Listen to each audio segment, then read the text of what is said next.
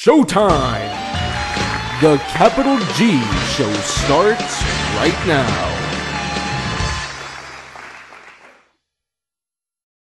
What's up YouTube, Capital G here. So I'm talking about Burning Abyss in this video, more specifically the new Synchro monster coming out in new challengers. Honestly, I was just sitting here on the computer about to adjust my fantasy football lineup. I'm 2-0 by the way. And I'm thinking, all right, there's really not going to be any Yu-Gi-Oh news today. It's a Friday, it's slow. They probably won't release the ban list until Monday. Nothing really to talk about. And then all this new challenger information comes down. I mean, there's been so many leaks. We now know the full effect, everything that you need to know about the Burning Abyss Synchro. And I've already been on the record. I think that Burning Abyss is an amazing archetype, just based on what they have, not even knowing anything else about the future. Based on the 3 core monsters, Tour Guide and Dante, I feel like they're already tier 1. And you could make an argument that they're the best deck of the format. I think that Shadows are, but I still believe in my heart that they're just as good as Shadows, even without having, you know, a ton of support. So now we get to the Synchro monster, and its name is Virgil, the Rockstar of the Burning Abyss, which is interesting because it's like you got Dante and Virgil, you know, they're brothers in the Devil May Cry series, and I don't know if that's historically accurate from like the Dante Burning Abyss, the Burning Abyss like poem, Dante's Inferno. I don't know if that's historically accurate where Dante and Virgil were brothers, but I sure as hell know that they are in the video game. Okay, so to the card itself, Virgil, Rockstar of the Burning Abyss. It's a level 6 Spellcaster Synchro monster. It is also light, 2500 attack, 1000 defense. It requires 1 tuner plus 1 or more non-tuners to summon. All right, so let's just take that into consideration. It's generic, that's good. It has really good stats, which I think are Dante's stats reversed, or at least Dante once he mills 3, like I guess maximum Dante stats.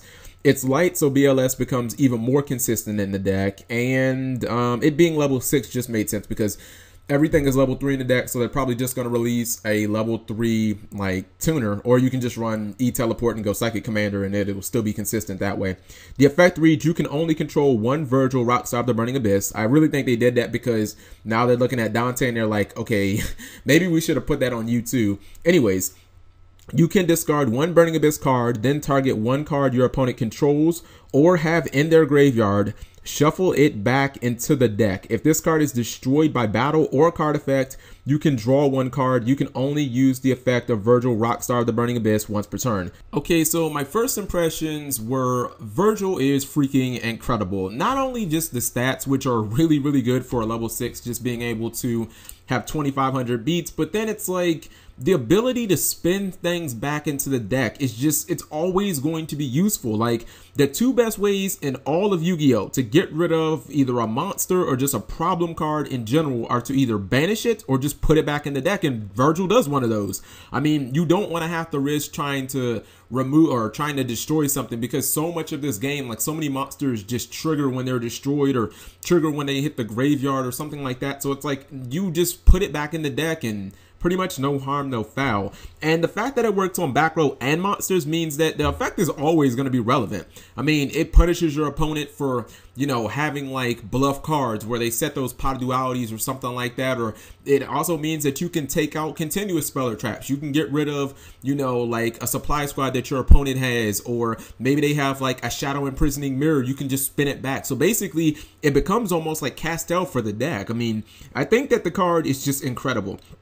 And that even goes without mentioning the fact that Virgil always pays for itself, much like Dante when it dies. I mean, outside of you banishing it, evacing it, or something like that, I'm pretty much always going to get a draw when this card dies, which means Supply Squad is going to become even more nuts in this deck. It's going to be like basically when Burning Abyss have Supply Squad out, you just can't attack because either it's Mathematician, they draw 2, or they draw 1 and they trigger something, or it's freaking Virgil when they draw 2. Like, it's gonna be impossible to attack this fucking deck when they have Supply Squad out. And this card just makes it makes Supply Squad even better. The way that I'm looking at Burning Abyss right now, I think that if they get even a half decent tuner, like this card is going to become instant staple because he actually gets rid of some of the big behemoth beat sticks that Dante can't get rid of. If your opponent has like a BLS or I would say more likely a Construct, Burning Abyss struggles so much to deal with those cards, especially Construct. They just don't have an answer to it. With Virgil, it's like, okay, you've got your Construct, that's cute. Okay, spin it. You don't get any effect. I get rid of your problem monster. I can now attack for 25.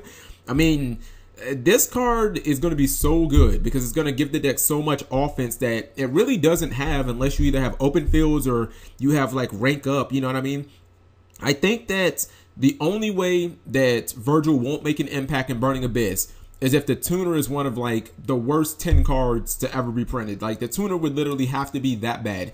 Even if the tuner was vanilla 1800 attack and 0 defense, I would still run Virgil just because you can just special summon Ham when you don't have any back row, and this tuner is just, it's so damn good, man. I mean, excuse me, the Synchro Virgil is just so good. Every time it gets destroyed, I'm going to draw. I'm going to be able to spin stuff. I can get rid of shit in your graveyard. You may have like titles, or you may have, you know, an equipped wyvern. I can bounce it to your deck, and then your JD is just sitting there banished forever. Your Spore, you may have 4 Light Tour names, and I can just get rid of one of them, and then you can't drop Judgment Dragon. I mean, they really thought about this card and tried to make it very, very playable, much like Dante. I do find one thing to be a little concerning, and that's the fact that it's a secret rare. You can just look at the art and see that it's secret, and that kind of sucks because after Dante, I don't know. I think that this card is probably going to be released at like 40 bucks, which kind of sucks because it might start turning Burning Abyss no longer into a budget deck if Dante hadn't done that already. So let me know what you guys think. I think the card's incredible. Thank you for watching as always. Subscribing makes life happy.